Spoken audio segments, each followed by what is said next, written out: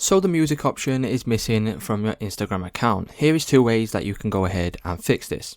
Now, first of all, if we head over to our Instagram and we go to our stories, as you can see, if I just start to upload a story and click on stickers, there should now be an option for music.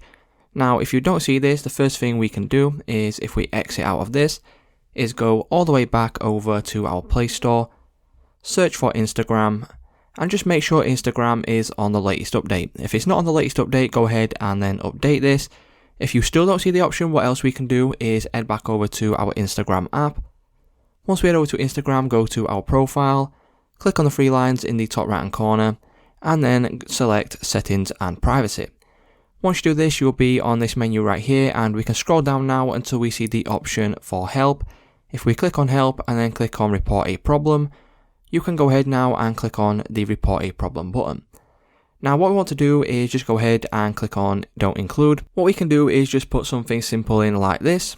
So just something very simple like this will do, just to give Instagram a bit of context on what the problem is that you're having. And then once you do this and put in a little bit of a description, you can click on upload or click on screenshot to upload a screenshot, just so Instagram know kind of what you're talking about.